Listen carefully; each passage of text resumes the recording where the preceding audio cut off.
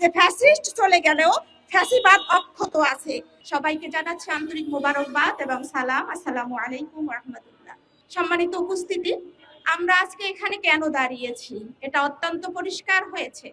আমি বলতে চাই যে জুলাই বিপ্লবের পর নির্বাচিত বিএনপি সরকারের অধীনে স্বাধীন মত প্রকাশের জন্য, সরকারের সমালোচনা করার জন্য প্রথম যিনি গ্রেপ্তার হন তিনি হচ্ছেন একজন নারী, তিনি হচ্ছেন একজন প্রতিবন্ধী শিশুর মা। ফেসবুকে কেন্দ্র করে, পোস্টকে কেন্দ্র করে এই গ্রেপ্তার। এটা শুধু অন্যায় এবং এটা মত প্রকাশের স্বাধীনতার উপর সরাসরি আঘাত। আমরা এই ঘটনার তীব্র নিন্দা ও প্রতিবাদ জানাই। সম্মানিত উপস্থিতি, যাকে গতকাল 7 এপ্রিল জামিনে মুক্তি দেওয়া হয়েছে, ধন্যবাদ সেই ঊর্ধ্বতন কর্তৃপক্ষকে যার নির্দেশে গ্রেপ্তার, আবার হয়তোবা তাদের নির্দেশেই এই জামিন। সম্মানিত উপস্থিতি, আমরা যদি একটু বিশ্লেষণ করি তাহলে কি অপরাধ ছিল সেই প্রতিবন্ধী শিশুর মায়ের বা সেই নারী কর্মীর, তাহলে আমরা দেখতে পাই সেই পুরানো জিনিস আবার উঠে এসেছে, যা হচ্ছে আবরার ফাহাদ এবং ওসমান হাদির বেলায় দেখেছি। সেই আধিপত্য বিস্তারকে কেন্দ্র করেই তিনি সেই পোস্ট দিয়েছিলেন। তিনি তো সামাজিক যোগাযোগ মাধ্যমে রাষ্ট্রের নীতি নির্ধারণী এবং জ্বালানি সংকট নিয়ে যুক্তিপূর্ণ সমালোচনা করায় পুলিশ তাকে গ্রেপ্তার করেছে এবং বলেছে ঊর্ধ্বতনের নির্দেশে তারা এই কাজটি করছে। সুমির ফেসবুক পেজ যদি আমরা দেখি তাহলে আমরা দেখব তার অ্যাক্টিভিটিসতে তিনি একজন স্পষ্ট নারী এবং সময় সচেতন নারী। তিনি জুলাই যোদ্ধা। তিনি জুলাইতে তার অবর্ণনীয় সাহসিকতার সাথে তিনি ময়দানে ভোলা উপজেলায় তিনি লড়েছিলেন সামনের সারিতে। সম্মানিত উপস্থিতি, তাহলে আমরা দেখছি কি যে সেই সরকারের, আমরা যদি সেই নবনির্বাচিত সরকারের এই ঘটনাকে বিশ্লেষণ করি তাহলে মানে দাঁড়ায় এটা যে ফ্যাসিস্ট চলে গেলেও ফ্যাসিবাদ অক্ষত আছে।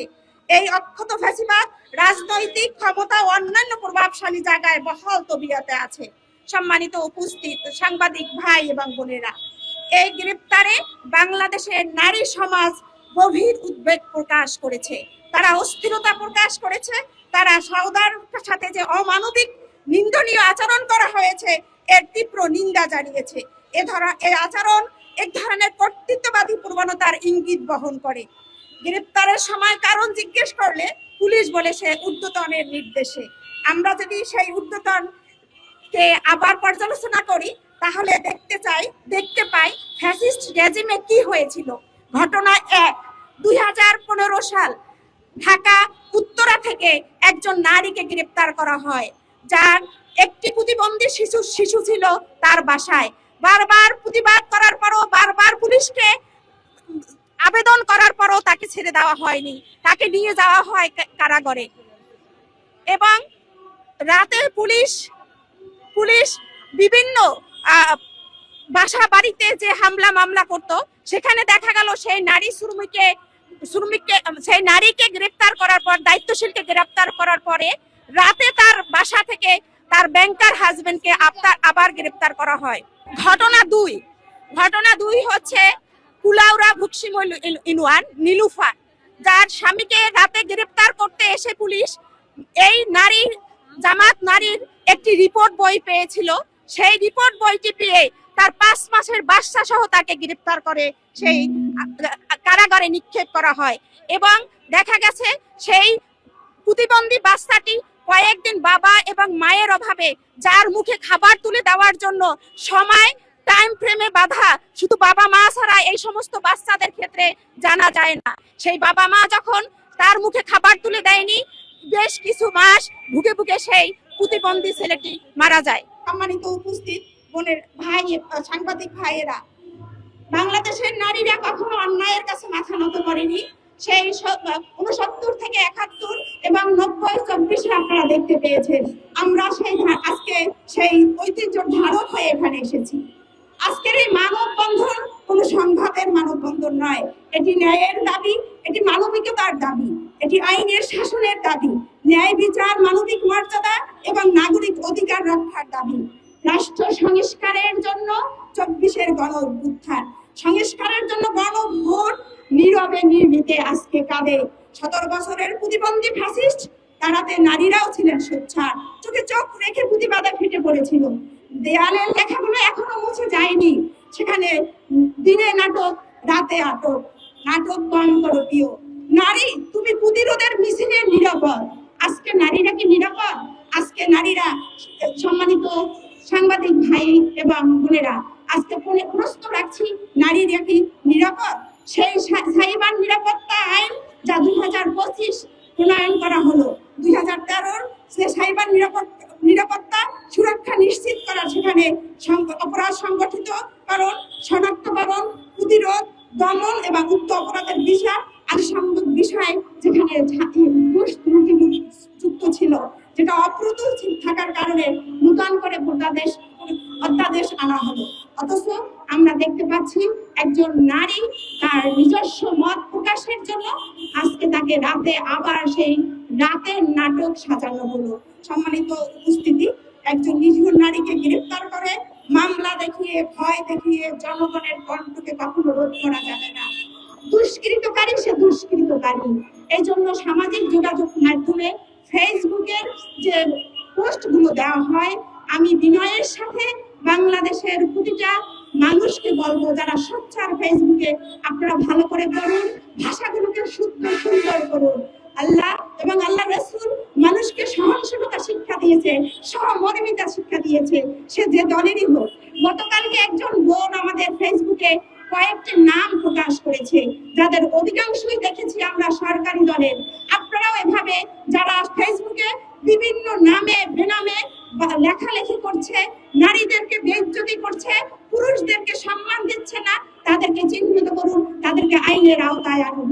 সম্মানিত উপস্থিত আমার সাংবাদিক ভাই এবং বোনেরা এবং আমার প্রাণপ্রিয় এখানে জামাত ইসলামের যারা জনশক্তি আছে, আমরা আল্লাহ রাব্বুল আলামিন আমাদেরকে পৃথিবী থেকে পাঠিয়েছেন কল্যাণকামী করে, আমাদেরকে পাঠিয়েছেন সৎ কাজের আদেশ দিতে, অসৎ কাজে বাধা দিতে। অতএব জামাতের কোনো একটি মানুষ এমন কোনো শব্দ, এমন কোনো ভাষা ইউজ করতে পারে না যা তার মায়ের জন্য, বাবার জন্য, তার সন্তানের জন্য ইউজ করে না। অতএব আমরা সাবধান হতে চাই সমগ্র বাংলাদেশবাসীকে নিয়ে। আসুন, আমাদের বিরোধীতে থাকবে, আমাদের প্রতিবাদ থাকবে, সেই প্রতিবাদের ভাষাগুলো হবে সুন্দর, সহমর্মিতা থাকবে। আপনি আমার প্রতিপক্ষ হলেও, আমি অসুস্থ হলে আপনি দেখতে যাবেন, এটাই হচ্ছে সৌন্দর্য, এটাই ইসলাম। ইসলাম মানে শান্তি। অতএব আসুন, আমরা এমন কোন আচরণ না করি, রাজনৈতিক ময়দানে দলীয়করণ এমন ভাবে না করি, একজন আরেকজনকে মেরে ফেলে, একজন আরেকজনকে এমন ভাষা ইউজ করে যা তার বাবার জন্য, তার মায়ের জন্য, ভাইয়ের জন্য, বোনের জন্য, সন্তানের জন্য প্রযোজ্য না। অতএব আমরা এটাই বলতে চাই, দুষ্কৃতকারী সে দুষ্কৃতকারী, তাকে কোনোভাবেই আইনে ছাড় দেওয়া হবে না। আর একটা কথা মনে রাখবেন, আল্লাহ ছাড় দেন কিন্তু ছেড়ে দেন না। অতএব জীবনের শেষ মুহূর্তে যেন এমন কোন লজ্জিত হয়ে, অপমানিত হয়ে এমন ভাবে মৃত্যুবরণ করতে না হয় যে মানুষ দোয়া করার পরিবর্তে বদদোয়া করবে। অতএব আমাদেরকে সাইবার যে আইন করা হয়েছে, অধ্যাদেশগুলো আনা হয়েছে, যেখানে আমরা দেখতে পেয়েছি গণভোট নিয়ে এই সরকারের যে কি একটি কি বলে এটাকে অভিনয়, এই অভিনয়ের জায়গায় দেখেছি সবচেয়ে গুরুত্বপূর্ণ যে অধ্যাদেশগুলো আনা হয়েছিল সেগুলোকে বাতিল করার জন্য জোর প্রচেষ্টা করা হয়েছে। আমরা বলতে চাই, এই অধ্যাদেশগুলো জারি রাখুন, আইনের শাসন কায়েম করুন, সুন্দর সুষ্ঠু একটি বাংলাদেশ এই দেশের মানুষকে উপহার দিন। আর কত রক্ত ঝরালে আপনারা খুশি হবেন রাজনীতিবিদরা। আপনাদের কাছে প্রশ্ন রেখে গেলাম এবং আপনাদের কাছে দাবি রেখে গেলাম, এই বোনকে যিনি সহজ সরল এবং সরলতা দিয়ে সত্যকে সামনে এনে মানুষেরকে সচেতন করতে চেয়েছে, তার মামলাটি প্রত্যাহার করুন, তার প্রতিবন্ধী বাচ্চাটিকে বাঁচতে দিন। 2015 সালের মতো সেই প্রতিবন্ধী শিশুটিকে যখন আমরা হারিয়েছিলাম, আমরা মায়েরা কেঁদেছিলাম। আজকে যেন সেই 2026 সালে এসে সেই প্রতিবন্ধী শিশুটি যেন মায়ের বুকে বেঁচে থাকতে পারে, তার নিশ্চয়তা আপনারা দিন। অতএব আপনাদের কাছে আমরা বিনয়ের সাথে আবারও বলছি, সুন্দর একটি বাংলাদেশ এদেশের মানুষকে দিন। এদেশের মানুষের রক্ত নিয়ে আর কোনো খেলায় আপনারা যেতে না। ধন্যবাদ সবাইকে আমাকে কথা বলতে দেওয়ার জন্য।